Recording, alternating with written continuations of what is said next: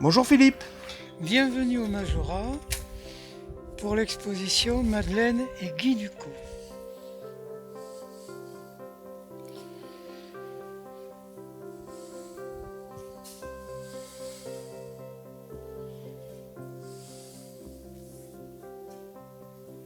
Alors la salle centrale réunit des œuvres de Guy et de Madeleine.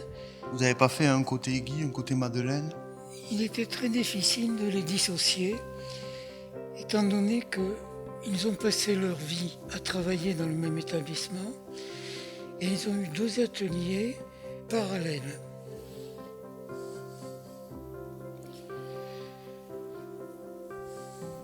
Et donc on retrouve aussi bien des sculptures que des peintures.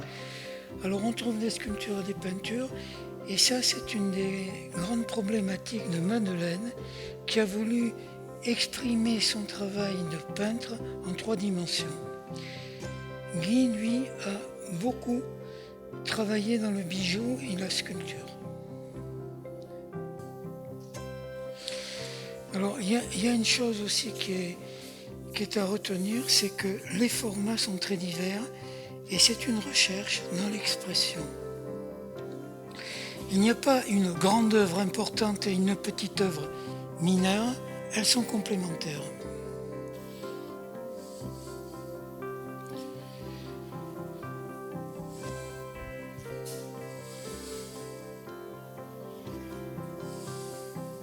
Là c'est vrai que quand on se rapproche aussi, on voit cette matière, on dirait que c'est crépi. En fait, Madeleine va utiliser le grain du papier, de ces papiers faits à la cuve, et Guy, lui, va essayer de retrouver un petit peu cette texture-là avec le matériau de la couleur.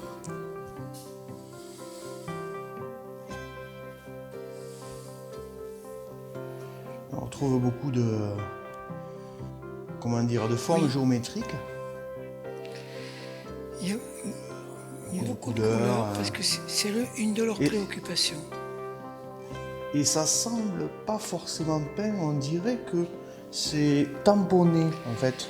Oui. On dirait que c'est pas du pinceau.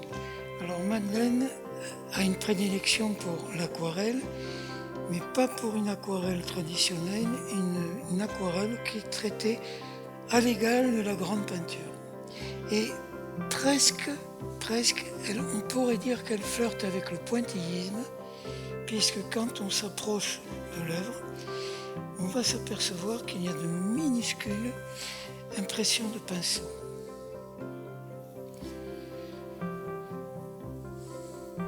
Alors ici, ce sont des œuvres sur papier, c'est de l'acrylique. Ce sont des petits formats, et si on les compare au format qu'on a vu dans la salle du cours, que les œuvres soient grandes ou qu'elles soient petites, le propos est indifférent à l'artiste. Ça compte, mais en même temps, l'œuvre petite est aussi forte que l'œuvre qui va être développée. Et il y a même, si vous regardez bien, cette œuvre-ci, vous allez retrouver développée en grand format. Celle-ci là. Ces deux-là, vous allez les retrouver. On les retrouve dans l'autre salle en grand format. Moi, j'ai mis un certain temps à les identifier parce que ce sont des morceaux choisis dans la production d'une vie.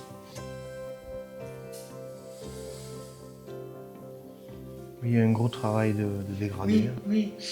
Si vous voulez un travail qu'on ne perçoit pas à la première lecture, mais qui va s'imposer quand vous contemplez l'œuvre.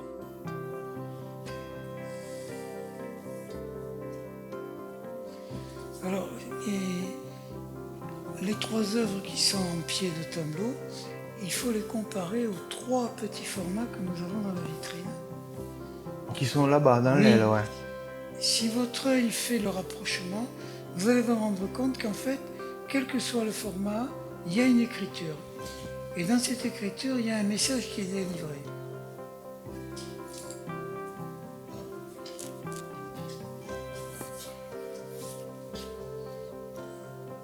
Donc ce sont les alphabets.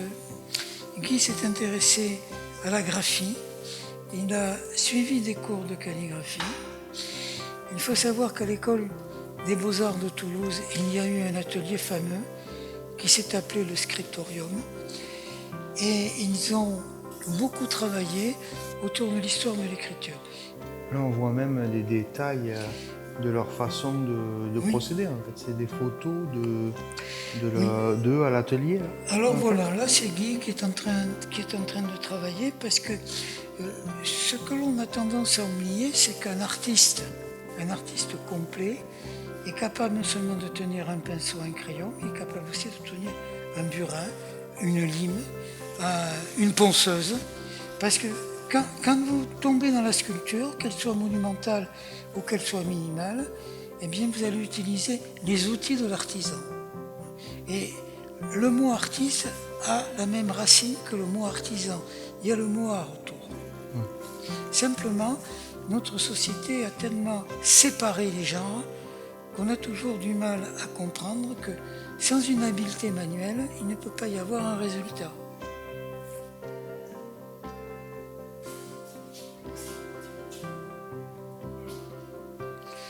Alors ici dans l'accrochage, Madeleine tenait beaucoup à ce qu'il y ait une œuvre sculpture parmi les œuvres sur papier. Oui, qu'il y ait une sculpture au milieu des... Voilà, parce qu'en fait, c'est l'idée, je ne dirais pas de départ, mais c'est une idée force. Et moi, je lui ai demandé la permission de rajouter les maquettes qui sont sur le guéridon, parce que, si vous voulez, ces maquettes sont faites avec des matériaux très humbles, mais c'est l'idée. C'est la concrétisation de l'idée avant la réalisation de l'œuvre.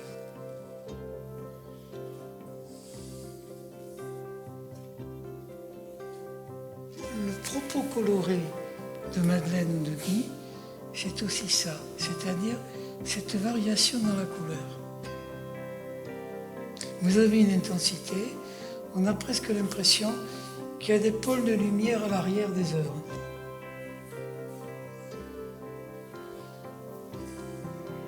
Ici aussi, on retrouve le tamponnage. Oui, il y a. D'ailleurs, sur la fiche technique qui est présentée à l'entrée, on voit Madeleine avec un pinceau très très fin et appliquer la couleur. On voit qu'il y a eu des traits au crayon de fée, tous les gabarits ont été préparés et après ils ont C'est un travail quand tamponné. même qui est construit, même si après se glisse une improvisation, il y a quand même une pensée très forte.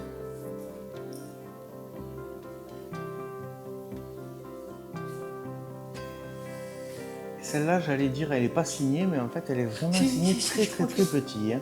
Ah, elle est vraiment... Si vous regardez les signatures de Madeleine, elles se fondent dans l'œuvre. Ouais. Nous avons la ligne droite qui va se conjuguer, qui va se briser, qui va se rompre. Nous avons aussi ce travail sur la couleur et la non-couleur. Le dialogue entre les noirs, les blancs, les matières. C'est particulier pour la sculpture de Guy Ducos. C'est de l'ébène, de l'os. C'est lui qui a voulu les socles, qui les a créés. Donc il y a toute une conception dans l'espace qui est propre à l'artiste. Et ce propos en 3 dimensions, vous allez le retrouver dans les œuvres sur papier, avec un travail autour de la lumière, autour de l'ombre aussi, des contrastes. Donc le noir va aller se transformer en gris pour aller chercher le blanc du papier. Et quand nous allons aller dans la couleur, eh bien on va se retrouver avec une couleur beaucoup plus travaillée et en même temps difficile à percevoir. C'est particulier dans cette œuvre-ci, où vous voyez justement ces gris, ces bleus, ces violets, et en même temps ces orangés qui vont se transformer en rouge. Et là, au milieu, là Alors dans les vitrines, la vitrine devant laquelle nous sommes présente des bijoux, donc des pendentifs, des broches, un bâton, ainsi qu'une petite fiche technique et les matériaux bruts qu'utilisait Guy Ducos pour faire ses bijoux, donc de l'ébène, des os et des liens de cuir. L'autre vitrine, ce sont des travaux préparatoires, ce sont des esquisses, il y a des œuvres qui sont abouties. Vous avez tout à l'heure je parlais de petits formats, vous avez 3 petits formats peints, mais vous avez en même temps des estampes. Alors si vous regardez, vous avez l'estampe en couleur, vous avez l'estampe avec un trait de noir, et vous avez de l'autre côté, eh bien, la projection, toujours pareil, de la composition. Alors, c'est une des rares œuvres figuratives que nous présentons dans l'exposition. Si on l'analyse, on s'aperçoit que c'est un corps féminin. Là, c'est très intéressant parce que vous voyez, vous avez des traitements très différents, et là, vous avez une empreinte. Ah oui, donc là, en fait, on dirait vraiment là, ça a été gravé, Oui, et en fait, il a mais c'est... déposé de la peinture sur celui-là, et il s'en est servi Mais tout pour à fait, l'appliquer tout à ici, fait, quoi, en tout à fait. fait, tout à fait, tout à fait.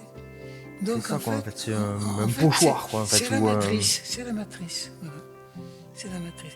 Et ici, on va trouver donc le travail qui est cher à Guy, avec tous ces dégradés de couleurs, de traits, ces compositions.